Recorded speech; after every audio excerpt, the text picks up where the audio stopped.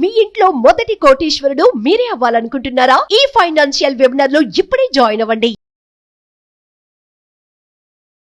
Hello Ram గారు. Hi నారాజు.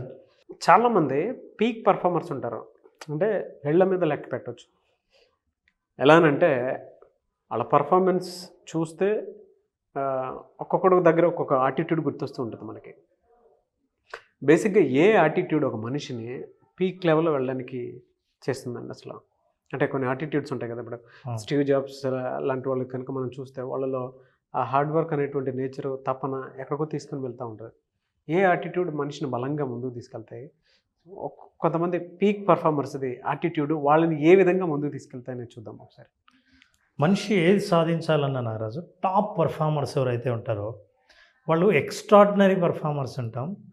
Difference ఏంటంటే ఆర్డినరీకి ఎక్స్ట్రాడినరీకి ఆ ఎక్స్ట్రా ఏదైతే ఉందో, ఏంటి ఆ ఎక్స్ట్రా?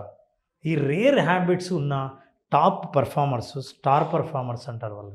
స్టార్ పర్ఫార్మర్స్ అంటే నేను ఏదైతే సాధించాలని అనుకున్నానో నా పక్కన నాతో పాటు ప్రయాణం మొదలుపెట్టి నాకంటే ముందుగా ఉన్నత శిఖరాలు ఎక్కినవాడు ఎట్లాంటి అలవాట్లతో ఆ స్థితికి చేరతాడు, ఏంటి ఆ యాటిట్యూడ్స్, ఏంటి ఆ హ్యాబిట్స్ అని చూడాలనుకుంటే let's understand 5 rare habits of high performers. వాళ్ళు ఎప్పుడు స్టార్ పర్ఫార్మర్గా ఉంటారు. ఎందుకు ఉండగలుగుతున్నారంటే వాళ్ళ జీవితాన్ని మొత్తం జల్లెడ పడితే 5 అలవాట్లు బయటపడ్డాయి. ఈ 5 అలవాట్లు కనుక నేర్చుకుంటే ఈ అలవాట్లు మనకు ఒక ప్రాసెస్ని నేర్పిస్తాయి. ఈ ప్రాసెస్ ఎక్కడికి తీసుకెళ్లాలో అక్కడికి తీసుకెళ్తాం. ఈ అలవాట్లు ఏంటో మనం తెలుసుకొని వాటిని మనం నేర్చుకుంటే సరిపోతుంది. మొట్టమొదటి అలవాటు డిటర్మినేషన్. డిటర్మినేషన్ అంటే పట్టుదల. అసలు పట్టుదల అంటే ఏంటంటే చాలామందికి తెలియదు. బాగా పట్టుకోవడం అని అంటారు, కాదు. మీ వెనకాల మీతో పాటు వచ్చే వాళ్ళందరూ ఎప్పుడు అలసిపోయారో అప్పుడు మీరు మొదలు పెడతారు. అందరూ ఇక చాలు బాబోయ్, ఇక నేను చేయలేము, నాకేం జరగలేదు, నేను ఎంతో ప్రయత్నించాను అని అనుకున్నప్పుడు, నేను ప్రాసెస్ని నమ్మా కదా, నాకు ఇది జరుగుతుందని, ఇప్పుడు జరగకపోతే రేపు జరుగుతుంది, కానీ నా ప్రయత్నాన్ని విరమించకూడదని ఎప్పుడు అనుకుంటారో దాన్ని పట్టుదల అంటారు. ఆ డిటర్మినేషన్ ఉంటే తప్ప ఈ స్థాయికి ఇక్కడ చేరుకోలేరు. ఎందుకంటే చేరుకున్నాక he will become a star.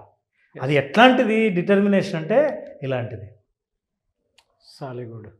సాలెగూడు ఎన్ని ఇబ్బందులు, ఎన్నిసార్లు కింద పడుతుందో, జారుతుందో, దానికి ఖచ్చితంగా గూడు ఇట్లా అల్లడానికి కోసం 5 వైపుల నుంచి దానికి సపోర్ట్ దొరకాలి. సపోర్ట్ దొరికేంత వరకు అది లాంగ్ సపోర్ట్ని తీసుకొని ఇదే డిజైన్ను అల్లుతుంది. తను ఎంత లెంగ్త్లో ఉన్నా ఈ డిజైన్ను ఖచ్చితంగా ఎలా చేయగలుగుతుంది? ఇది చేసేంత వరకు వదలదు. అది అడవిలో కానీ ఇంట్లో కానీ ఓ మూల ఎక్కడైనా సరే ఇట్లాంటి కన్స్ట్రక్షనే చేస్తుంది. ఈ డిటర్మినేషన్ ఎన్ని అడ్డంకులు వచ్చినా, గాలి పెట్టినా, ప్రకృతి అడ్డుపడినా సరే తను ఈ గూడు అల్లకుండా పోదు.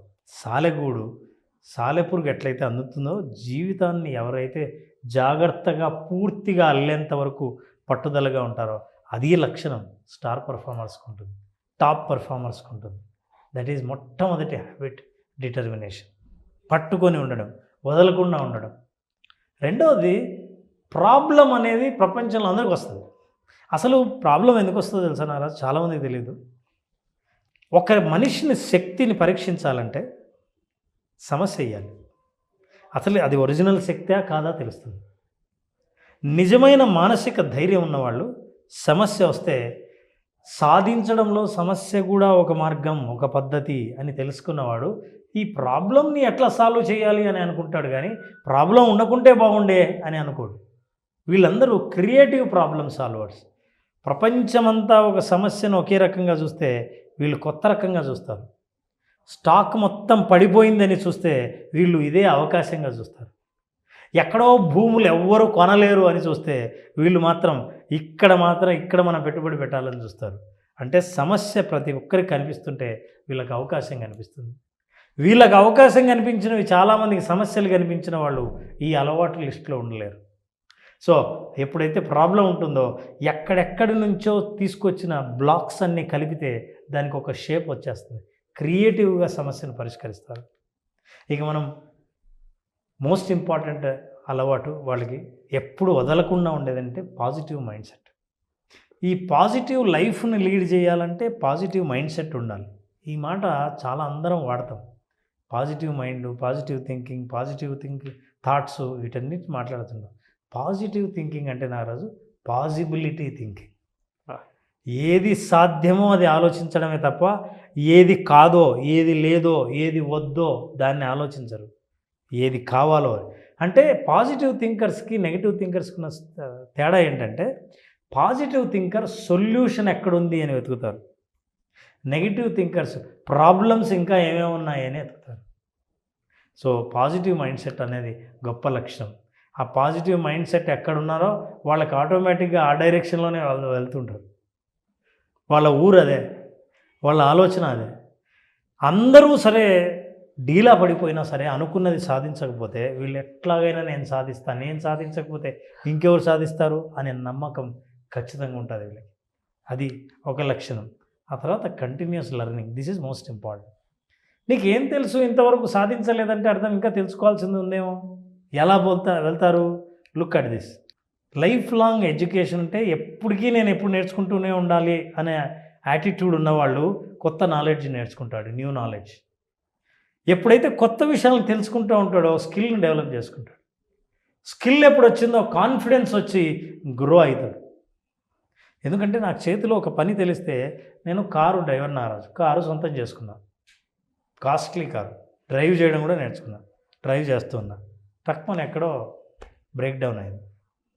ఏదైనా సరే ఏదో సమస్య వచ్చింది, ఈ సమస్యను సాల్వ్ చేయగల స్కిల్ నాకు వచ్చిందంటే నాకు కాన్ఫిడెంట్ ఉంది. ఆగిపోయినా సరే ఏం పర్లేదు, ఒక అరగంట నేను రిపేర్ చేసేస్తాను, అది కాన్ఫిడెన్స్. అట్లాంటి వాళ్ళు గ్రో అవుతారు, ముందుకెళ్తారు.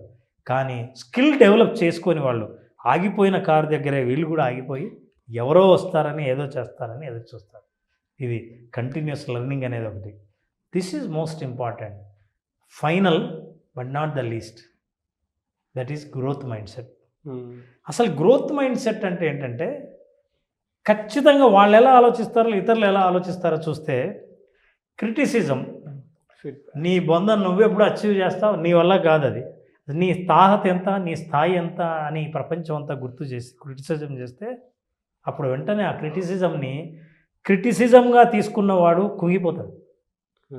దాన్ని ఫీడ్బ్యాక్గా తీసుకున్నవాడు కరెక్టే కదా, నాకు క్వాలిఫికేషన్ లేదు, నువ్వు చెప్పింది కరెక్ట్, క్వాలిఫికేషన్ని నేను పెంచుకుంటా అని అది ఫీడ్బ్యాక్గా తీసుకుంటాడు.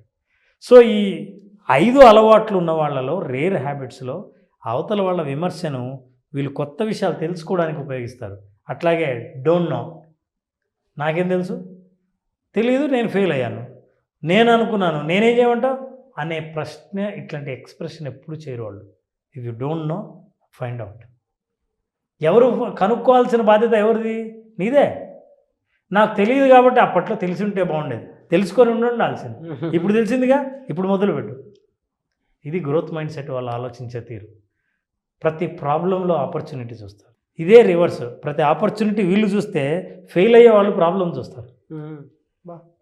నా jealousy and admiration. Jealous feel అయితే అవతల వాళ్ళకి మీ లోపల మీ పాజిటివ్ ఎమోషన్స్ని బాగా డౌన్ చేసినట్టు నెగిటివ్ ఎమోషన్స్ డెవలప్ చేసుకుంటారు. గ్రోత్ మైండ్ సెట్లో అట్లా ఉండదు. ఎవరినైనా చూస్తే వాళ్ళకి జెలస్ అనిపించదు, వీళ్ళు దే అడ్మైర్. నేను సాధించాలనుకున్నది వీడు సాధించి చూపించాడు, ఖచ్చితంగా వీడి దగ్గర నుంచి ఏదో ఒకటి నేర్చుకోవాలి, నేను అలాగే సాధించాలి అనే ఆలోచన ఉన్నవాడు గ్రోత్ మైండ్ సెట్లో ఉంటాడు. కానీ అవతల వాడిని చూసి ఈర్ష్యపడినవాడు, ద్వేషం ఉన్నవాడు, కుళ్ళుకునేవాడు మనిషి పతనానికి దారితీస్తుంది. పైగా ఎదుటోళ్ళని విమర్శించడం మొదలు పెడతాడు. ఈ లక్షణాలన్నీ ఉన్నవాళ్ళు టాప్ పర్ఫార్మర్స్. ఈ 5 అలవాట్లు ఉంటాయి నాకు. ఈ 5 రేర్ హ్యాబిట్స్ కనుక మీకుంటే, ఒకవేళ మీరు డెవలప్ చేసుకుంటే, మిగతా వాళ్ళతో పాటు మీ జీవిత ప్రయాణంలో రేస్ ప్రారంభిస్తే రేస్లో మొట్టమొదటి టాప్ ర్యాంక్ గోల్డ్ మెడల్ సాధించేది మీరే, ఈ అలవాట్లు కనుక ఉంటాయి. ఎందుకంటే ఇంతవరకు గోల్డ్ మెడల్ సాధించిన వాళ్ళు, జీవితంలో సాధించిన వాళ్ళందరూ ఈ అలవాట్లతో ముందుకెళ్ళిన వాళ్ళే. మీరు చెప్పినటువంటి ఈ విషయాలు, అంటే ఈ 4 విషయాలు సార్, అంటే గ్రోత్ మైండ్ సెట్కి కావాల్సినటువంటిది. మీకు ఊరికే ప్రాక్టీస్ చేస్తే ఏది రాదు. ఇప్పుడు క్రిటిసిజం ఉంది, దాని ఫీడ్బ్యాక్ని తీసుకోవాలి అనుకుంటే మెంటల్ ప్రాక్టీస్ చాలా ఎక్కువ ఉంటుంది. దెబ్బతిని లేచినటువంటి వాడికి మాత్రమే దాని వాల్యూ తెలుస్తూ ఉంటుంది. లేదు అని అంటే కొంతమంది బుక్స్ చదువుతారు, చాలా బాగా బుక్స్ చదువుతారు. లెవెల్ ఆఫ్ అండర్స్టాండింగ్ని బట్టి మనిషి దాని ఫీడ్బ్యాక్ కింద తీసుకోవడానికి అవకాశం ఉంటుంది. కొంతమంది ఇందులో ఏది తెలీదు అంటే, బాబు ఎలా చేసేవరా, ఏం చేసేవరా, ఏ విధంగా వెళ్తున్నావురా అని అంటే తెలీదు అంటారు. తెలీదు కాదు, ఫైండ్ అవుట్ చేయాలి. ఇందులో చాలా పెద్ద మీనింగ్ ఉంది సార్. మీరు చెప్పిన దాంట్లోనే నేను ఈ లెవెల్ దాటి చూసినటువంటి విషయాలు చాలా ఉన్నాయి కాబట్టి నేను చెప్తున్నాను. అనుకుంటాము బతకటం చాలా కష్టం, లైఫ్ ఈజీగా ఉంటుంది కానీ సరదా తీరిపోద్ది అనమాట. నిజం సార్. నేను ఈ ఫైండ్ అవుట్ అనేటువంటి విషయంలో మనకేం కావాలో అని మనల్ని మనం సెర్చ్ చేసుకుంటూనే అది ఎదుటోడికి ఇచ్చే ప్రాసెస్ అప్పుడు దాన్ని నిలబెట్టుకునే ప్రాసెస్ ఒకటి ఉంటుంది. ఎదుటోడు ఆ అవకాశాన్ని మనం కల్పించినప్పుడు మనం దాన్ని నిలబెట్టుకునే ప్రాసెస్ ఉంటుంది చూసారా, అది చాలా టఫ్. అది ఎందుకంటే అది ఇచ్చిపుచ్చుకునే విధంగానే ఉన్నట్టు ఉంటుంది కానీ ఆ బ్యారియర్ని ఆ బ్రిడ్జ్ని బ్యాలెన్స్ చేయడం అంత చిన్న విషయం కాదు. అదే ఆపర్చునిటీ, దాన్ని బ్యాలెన్స్ చేయటమే అతి గొప్ప ఆపర్చునిటీ. అండ్ ఇంకొంతమంది ఏం చేస్తారనంటే ఆ ఆపర్చునిటీని ఎవరైతే మిస్ చేసుకుంటూ ఉంటారో, అదే నాకు అది వచ్చుంటే బాగుండేది కానీ వాడు సాధించాడని చెప్పేసి చెప్పగలటం ఉంది చూసారా, అది చాలా తక్కువ మంది కాదు సార్. 90% పీపుల్కి అది రాదు. 90% పీపుల్లో మాత్రం చాలామంది ఎక్కడ ఫెయిల్ అవుతారు అని అంటే, ఫెయిల్ అయ్యేది కూడా జెలసీ ఫ్యాక్టర్ దగ్గర. వీళ్ళు చేయరు అలా అని వాళ్ళని అడ్మైర్ చేయరు, వీళ్ళకి చేత కాదు అలా అని చెప్పేసి చేసిన మెచ్చుకోరు. జీవితం ఎక్కడ ఆగిపోతుందిరా అని అంటే, మీరు ఎక్కడ కూర్చున్నారో అక్కడే ఉంటుంది, అంతకంటే ఎక్కువ కూడా వెళ్ళదు. మీరు నేర్చుకునే ప్రతి ప్రాసెస్లో మీ జీవితం ఈరోజు ఎలా ఉంది, రేపు ఎలా ఉంది, ఎల్లుండి ఎలా ఉంది అనేటువంటి ప్రోగ్రెస్ మీ జీవితంలో మీరు కనిపించినప్పుడు, కొత్తగా ఉన్న ప్లేస్ నుంచి మారకుండా అక్కడే ఉండి ఒక పని చేస్తున్నారు అని అంటే ఇట్స్ అ స్కామ్. మీరు ఇంక జీవితంలో ఎదగలేరని ఒక క్లారిటీకి వచ్చింది. గ్రోత్ మైండ్ సెట్లో కావాల్సినటువంటి అతిపెద్ద క్వాలిటీస్ ఇవే సార్. ఆ 3 ఫైండ్ అవుట్ చేస్తాడేమో కానీ కొన్నిసార్లు ఆపర్చునిటీ కూడా మిస్ చేసుకుంటాడు ఒక మనిషి. ఆ 2 ఫ్యాక్టర్ల దగ్గర మాత్రం చాలాసార్లు ఆగిపోతాడు. మిస్ చేసుకోవడానికి కారణం ఆ ఆపర్చునిటీ సమస్యలాగా కనిపించి సమస్య నుంచి పారిపోతాడు. అవును, అయితే పారిపోయి దేని దగ్గర నుంచి, ఆపర్చునిటీ నుంచి పారిపోతున్నాడు. చిన్న విషయం కాదు సార్ ఇది. అసలు ఇది ప్రాక్టీస్ చేసి మనిషి జీవితాన్ని ఒక గాడిలో తీసుకెళ్ళాలంటే ఫిజికల్, మెంటల్ ఆ ప్రిపరేషన్ చాలా అవసరం. సో నౌ ఎగ్జాక్ట్లీ ఆ ప్రిపరేషన్ అవసరం అని ఆ ప్రిపరేషన్ ఇచ్చేదే విజువలైజేషన్. డెఫినెట్గా అనుకుంటాను సార్. ఒక విషయం మన మైండ్లోకి వస్తుందంటే దాన్ని ఆపటం ఎలా అంటే అది విజువలైజేషన్ ద్వారానే సాధ్యం. మనకు ఒక కెరీర్ కావాలి, దాన్ని ఎలా చూడగలగాలి అని అంటే అది విజువలైజేషన్ ద్వారానే సాధ్యం. సార్ మనం ఇక్కడి నుంచి ఆఫీస్ నుంచి ఇంటికి వెళ్ళేటప్పుడు ఇల్లు అనగానే ఆటోమేటిక్గా మన మైండ్లో ఒక విజువల్ వస్తుంది. నా ఇల్లు పలానా చోటు ఉంది, నేను అక్కడికి వెళ్ళాలి అని సెకండ్ గ్యాప్లో వచ్చేస్తుంది. అంటే మన టార్గెట్ గమ్యస్థానం, అక్కడికి వెళ్ళాలి అని అంటే ఈవెన్ ఒక మనిషి ఇది ఆలోచించుకునేటప్పుడు నా గోల్ ఏంటి అని ఆలోచించుకోగానే టక్కన ఒక పిక్చర్ వస్తుంది. ఆ పిక్చర్కి వెళ్ళాలి అని అంటే ప్రాక్టీస్ చాలా అవసరం. ఆ ప్రాక్టీస్ కూడా ఏంటి అని త్రూ విజువలైజేషనే సాధ్యం. ట్రావెలింగ్ అవసరం కదా సార్. 100 మంది మాటలు వినిపించుకోకుండా ఒక చెవిటి కప్పలాగా మనం మన జీవితాన్ని ముందుకు తీసుకెళ్ళాలంటే మెంటల్ ప్రాక్టీస్, అది కూడా విజువలైజేషన్ చాలా అవసరం మనిషికి. సో విజువలైజేషన్ మనిషిని ప్రిపేర్ చేస్తుంది ఈ అలవాట్లకి. ఎస్, ఎప్పుడైతే ప్రిపేర్ అయ్యామో, ఆల్రెడీ ప్రిపేర్ అయ్యాం కాబట్టి ముందుకు వెళ్ళడం చాలా సులభం అవుతుంది. అవును, అలాంటి క్లారిటీ వచ్చిన వాళ్ళు ఎంతోమంది మన సెషన్లో ఉన్నారు ఆ రోజు. సో క్రియేటివ్ విజువలైజేషన్ నాకు తెలిసి అడ్వాన్స్లో అయితే చాలా బెటర్ క్లారిటీ వస్తుంది సార్. ఎస్. అందరూ అనుకుంటారు ఒక వీడియో చూసేసి పక్కకి వెళ్ళిపోయినా, కాదు. జీవితం విలువ తెలియాలి అని అంటే మనకి బుక్స్ త్రూ కొన్ని నాలెడ్జ్ నేర్చుకొని ముందుకు వచ్చేస్తాము.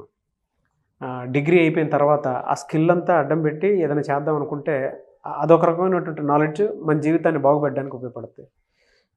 కానీ కొంతమంది దగ్గర చదువున్నా కూడా ఆ స్కిల్ని ఏ రకంగానూ ఉపయోగించుకోలేరు. ఎందుకు ఉపయోగించుకోలేరు అని అంటే దాని తాలూకు వాల్యూని మీరు యాడ్ చేసుకోలేరు. అది ఎలా యాడ్ చేసుకోవాలి అని అంటే త్రూ విజువలైజేషన్ మాత్రమే సాధ్యమవుతుంది. ఏదైనా సరే ఈజీగా వదిలేస్తారు, ఆ వదిలేయటమే నాకు ఇబ్బందిగా అనిపిస్తుంది. సో అడ్వాన్స్ విజువలైజేషన్ కూడా ఎందుకంటే మనం ఇందాక మాట్లాడుకుందే టాప్ పర్ఫార్మర్స్. అవును, మీరు మామూలుగా పర్ఫామ్ చేసి సక్సెస్ సాధించడం అయితే చాలా ఎన్నో రకాలుగా సాధిస్తూ ఉంటారు. కానీ టాప్ పర్ఫార్మర్స్గా నిలబడాలంటే ఈ అలవాట్లన్నింటినీ మన సొంతం చేసుకోవాలంటే advance visualisation will help immensely to every. Yes. Anyway sir, thank you so much Ram garu. Thank you Ramesh. చాలామంది విజువలైజేషన్ క్లాస్ అడుగుతూ ఉన్నారు. మీ దగ్గర పర్సనల్ కోచింగ్ తీసుకుందాం అనుకున్నటువంటి వాళ్ళు ఉన్నారు, ప్రొఫెషనల్గా మారదాం అనుకున్నటువంటి వాళ్ళు ఉన్నారు, అండ్ పర్సనల్గా వాళ్ళ జీవితాల్లో ఏదైతే మానసిక సమస్యలు ఉన్నాయో దాని నుంచి బయటపడదాం అనుకునేటువంటి వాళ్ళు చాలామంది ఉన్నారు. అండ్ విజువలైజేషన్ క్లాస్లో, బేసిక్ క్లాస్లో అటెండ్ అవ్వాలి అనుకునేటువంటి వాళ్ళు కూడా ఉన్నారు. సో క్లాస్ ఎప్పుడు ఉండే అవకాశం ఉంటుంది? నారాజు మే 20వ తేదీన మే 20. బేసిక్ విజువలైజేషన్ క్లాస్ని మేము స్టార్ట్ చేస్తున్నాం. ఈ క్లాస్ అటెండ్ అయిన వాళ్ళు కేవలం నాలెడ్జ్ కాకుండా ఎక్స్పీరియన్స్ని గెయిన్ చేస్తారు. బా, అసలు మార్గం ఏది కాదు, ఆ మార్గంలో వాళ్ళు ప్రయాణించి వస్తారు. అంటే ఆన్లైన్లో అటెండ్ అయినా సరే ఆ ప్రయాణ అనుభవం ఎట్లా ఉంటుందో మనం చాలామంది ఫీడ్బ్యాక్లో కూడా విన్నాం. అట్లాంటి అనుభవం ఎప్పుడో జీవితంలో ఒక్కొక్కసారి కలుగుతుంది. అట్లాంటి రేర్ అనుభవాన్ని ఏదైనా చూడాలని అనుకుంటే, నా జీవితంలో భవిష్యత్తులో ఎటువైపు ప్రయాణించాలని అనుకున్నానో ఆ ప్రయాణాన్ని ముందే చూడగలిగితే అట్లాంటి అవకాశం కలిగించేది ఒక్క విజువలైజేషన్ మాత్రమే. ఆర్ట్ ఆఫ్ విజువలైజేషన్ 5 రోజుల పాటు చేసే ప్రోగ్రామ్ని మే 20వ తేదీన స్టార్ట్ చేస్తాం. మే 20వ తేదీ ఆర్ట్ ఆఫ్ విజువలైజేషన్. మీకుండేటువంటి సమస్య ఏదైనా సరే, సో దాన్ని మీ బ్రెయిన్తోనే మీరు క్లియర్ చేసుకోవాలి అనుకునేటువంటి వాళ్ళు, సమస్య ఏదున్నా సరే దానికి ఒక సరైన అవగాహనతోటి క్లియర్ చేసుకుందాం అనుకునేటువంటి వాళ్ళు, స్క్రీన్ మీద మీకు కాంటాక్ట్ నెంబర్ కనిపిస్తుంది, దాన్ని మీరు కాల్ ఆర్ మెసేజ్ వాట్సాప్ చేసి వెంటనే మే 20వ తారీఖు విజువలైజేషన్ క్లాసెస్ జరుగుతున్నాయి, దానికి మీరు కాల్ ఆర్ మెసేజ్ వాట్సాప్ చేసి వెంటనే ఎన్రోల్ చేసుకోండి. ఒకవేళ కాంటాక్ట్ నెంబర్ కనెక్ట్ అవ్వట్లేదంటే మిస్టర్ నాగ్ అఫీషియల్ 1 అన్న ఇన్స్టాగ్రామ్ ఐడి ఉంది, దానికి మీరు పర్సనల్ మెసేజ్ పెట్టినా కూడా నేను రామ్ గారి టీవీకి ఫార్వర్డ్ చేస్తాను. ఆ విధంగా సరే మీరు అప్రోచ్ అవ్వచ్చు. అండ్ ఈ వీడియో లైక్ చేయండి, షేర్ మాత్రం తప్పకుండా చేయండి. ఇలాంటి మరిన్ని వీడియోస్ కోసం మా ఛానల్ ఫాలో అవ్వండి. Thank you and thank you so much Ram garu, and wish all the best. Thank you. Suman టీవీలో మీ పర్సనల్ అండ్ బిజినెస్ ప్రమోషన్స్ కోసం కింది నెంబర్కి కాంటాక్ట్ చేయండి.